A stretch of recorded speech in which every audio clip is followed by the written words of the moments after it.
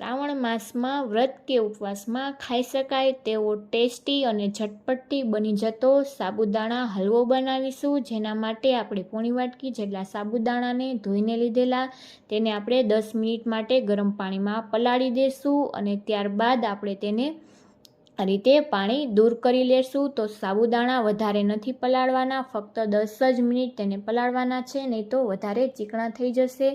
હવે આપણે તેને પાણી નિતારી લેશું અને આ રીતે એક પેનમાં આપણે ઘી ગરમ કરી લેશું। તો આપણે 2 ચમચી જેટલું તેમાં ઘી ઉમેરી દઈશું। ઘીને સારી રીતે આપણે મેલ્ટ થવા દઈશું। ઘી છે તે મેલ્ટ થઈ જાય ત્યારબાદ આપણે તેમાં ડ્રાયફ્રૂટ ઉમેરીશું, જેમાં આપણે થોડી બદામની કતરણ ઉમેરી દઈશું। ત્યારબાદ આપણે તેમાં થોડી પિસ્તાની કતરણ ઉમેરી દઈશું અને ત્યારબાદ તેમાં થોડી કાજુની કતરણ ઉમેરી દઈશું। તો જે પણ ડ્રાયફ્રૂટ તમને પસંદ હોય તે તમારે ઉમેરી અને તેને 2 મિનિટ જેવું એકદમ સરસ સાતડી લેશું, જેથી તેની ફ્લેવર છે તે એકદમ સરસ આવશે। ત્યારબાદ આપણે પાણી નીતરેલા સાબુદાણા તેને ઉમેરી દઈશું અને તેને આ રીતે 2 થી 3 મિનિટ જેવું તેને પણ ટ્રાન્સપરન્ટ થાય ત્યાં સુધી આ રીતે સાતડી લેશું। તો આપણા સાબુદાણા છે તે ટ્રાન્સપરન્ટ થઈ ગયા છે।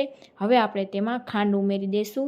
તો જો હજુ આપણે વધારે સમય પલાળીને રાખત તો વધારે સાબુદાણા ચીકણા થઈ જાય, જેથી તેને વધારે નથી પલાળવાના। હવે આપણે તેમાં ખાંડ ઉમેરી દઈશું। તો 3 ચમચી જેટલી આપણે ખાંડ ઉમેરી અને એકદમ સારી રીતે ચલાવીને તેને મિક્સ કરી લેશું। તો ખાંડ છે તે આ રીતે પછી જ ઉમેરવાની, નહીં તો ખાંડનું પાણી થશે તો સાબુદાણા છે તે તેનું પાણી છોડશે તો વધારે ચીકણા થઈ જશે।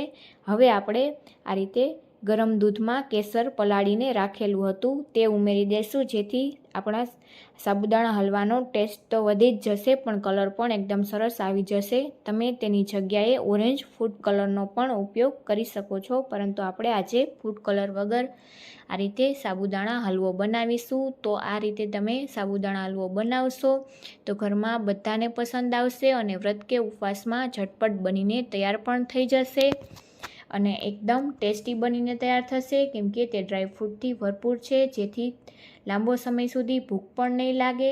તો આ રીતે એકવાર આ રેસીપીથી જરૂરથી બનાવીને ટ્રાય કરજો અને આ રીતે ફક્ત 2 મિનિટમાં હલવો બનીને તૈયાર છે અને આપણે ગરમા ગરમ સર્વ કરીશું। જો તમને મારી આ રેસીપી ગમી હોય તો વિડીયોને લાઇક કરજો, શેર કરજો અને ચેનલને સબસ્ક્રાઈબ કરવાનું ભૂલતા નહીં, જેથી અવનવી રેસીપીઓ તમને મળતી રહે, જેનો ફૂલ વિડીયો ચેનલમાં છે જોવાનું ભૂલતા નહીં। મળીશું નવી રેસીપી સાથે। Thank you for watching.